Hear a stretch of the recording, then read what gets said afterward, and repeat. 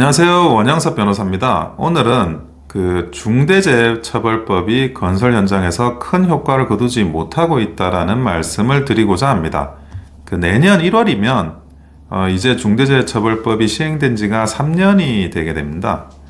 과거에 이제 중대재해처벌법이 처음 들어올 때만 하더라도 시간을 두고 이제 건설 현장에 확대되는 그런 로드맵을 가지고 있었어요.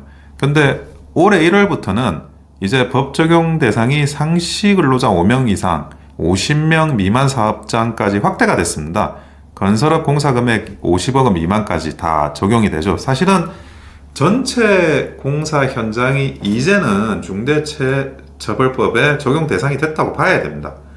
근데 이제 대기업 같은 경우에는 이게 형사처벌을 피하기 위해서 페이퍼워크, 서류 작업 중심으로라도 이제 하고 있고, 근데 영세한 업체들은 사실상 자포자기 상태가 아닌가, 손을 놓고 있는 상태가 아닌가라는 생각이 들 정도로 어떤 대비책을 효율적인, 적어도 좀 어떤 비용이나 이런 것들이 로드맵이 나오는 대비책을 아직 나온 상태는 아니라고 보여져요. 그러니까 어떻게 하기가 굉장히 어려운 상황이거든요. 근데 고용노동부 같은 경우에는 건설업 중대재해 사고가 올해 같은 경우에 줄었다고 이야기를 하는데, 근데 공사 금액을 기준으로 해가지고 봤을 때는 공사 금액 800억 원 이상 대규모 건설 현장에서는 중대재해 발생 건수가 늘었습니다.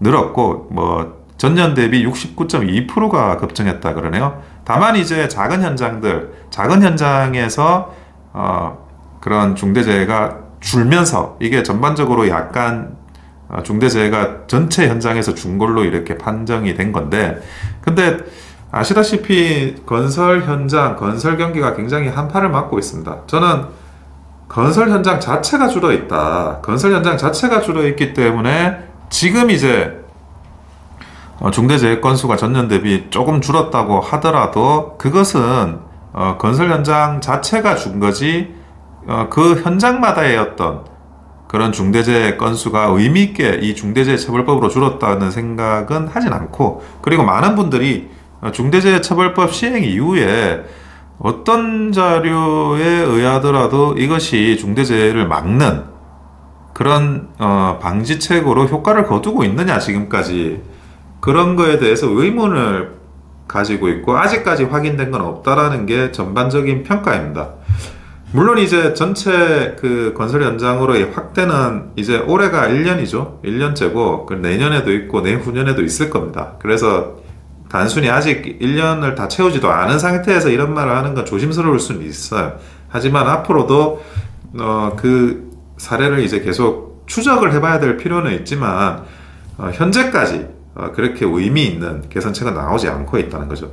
그리고 이런 안전관리 시스템, 그러니까 중대재해처벌법과 관련해 가지고 얼마나 이제 안전관리에 노력을 기울였느냐, 안전보건 확보의 의무를 다 했느냐, 이런 것도 로드맵이 이제 좀 나와줘야 되지 않을까, 중소기업을 전제로 한 그런 생각이 많이 듭니다. 이게 좀 어떻게 안전 의무를 다하라는 거냐에 대한 답이 나와야 조금 비용을 어느 정도 투입한든지 아니면 비용을 효율화시키면서 영세업체들도 해나갈 수 있지 않을까 하는 그런 생각이 들고요. 현재 중대재해처벌법은 아직은 효과는 미지수입니다. 적어도 건설 현장에서는 더 지켜봐야 될 필요도 있겠지만 조금 더 세부적인 노력이 필요하리라고 보여집니다. 이상 원영섭 변호사였습니다. 좋아요와 구독은 큰 힘이 됩니다. 감사합니다.